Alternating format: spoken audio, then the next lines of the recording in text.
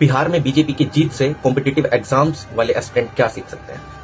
देखो, जो आप फेल्यूर अपनी लाइफ में एक देखते हैं या फेस करते हैं, उस चीज से आपको एक बड़ी ग्रैंड सक्सेस मिलेगी, वो आप बीजेपी से जरूर सीख सकते हैं। बीजेपी के जो एक टॉप मोस्ट लीडर यानी कि नरेंद्र मोदी जी, जो कि हमारे प्रधानमंत्री जी हैं, उनका अगर आप एक पूरा कार्यकाल देखेंगे, उन्होंने लोगों को एकदम ग्राउंड लेवल से समझा।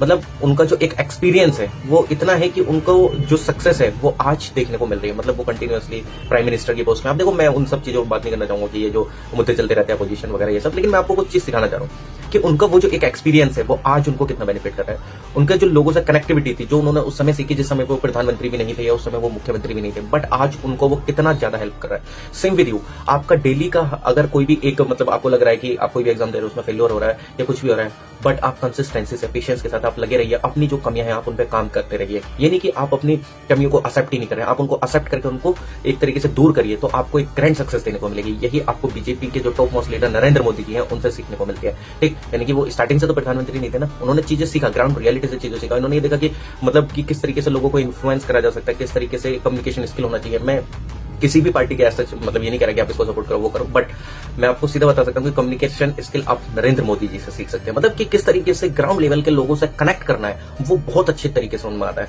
मतलब आप देखेंगे तो सारे डाटा वगैरह सारे फेल हो जाते हैं जिस टाइम पे वो रिजल्ट निकल के आता है। ठीक, कई बार ये बताया जाता है कि ये यहाँ से नहीं जीत रहे हैं, यहाँ से ये हो रहा है, बट एट लास्ट पता चलता है क्यों, क्योंकि इलेक्शंस जो है ना वो हम लोगों से ही हैं। मतलब हमारे ग्राउंड लेवल के, मतलब वो इन्फ्लुएंस, मतलब आप कितना ज्यादा एक तरीके से मतलब कितने लोगों को इन्फ्लुएंस कर पा रहे हैं, आप उनके लिए कितना काम कर रहे हैं, कितना नहीं कर रहे हैं, वो तो चलो ये प्राइमरी चीजें होती हैं। बट उसके अलावा काफी लोग होते हैं जैसे अपोजिशन जब हार जाती है तो उस समय बोलते हैं कि वोट चोरी वगैरह करा, ये सारी चीजें करा, बट जिस स्टेट में वो जीत जाती है वहां पे फिर वोट चोरी नहीं हुई होती है। मैं इस चीज को वो नहीं कर रहा, डिफेंड नहीं कर रहा, बट मैं आपको बता रहा हूँ कि देखो, हमें अपनी कमी एक्सेप्ट करनी चाहिए। ये नहीं कि मतलब ठीक है, कुछ भी अगर कोई दिक्कत है तो उसके लिए आपको आवाज उठानी चाहिए, ऐसा उसमें कोई गलत नहीं है, बट एट लास्ट आपको अपनी कमी को एक्सेप्ट करके उसको सुधारना चाहिए। नेक्स्ट जो भी आपका एग्जाम हो या जो भी आपका इलेक्शन हो, ठीक, तो इसलिए कभी भी अपना पेशेंस लूज नहीं करना है। आप पॉलिटिकल लीडर से सीखिए, अपने आप में कंसिस्टेंसी मेंटेन करना, मोटिवेशन मेंटेन करना। ओके, तो थैंक यू एवरीवन।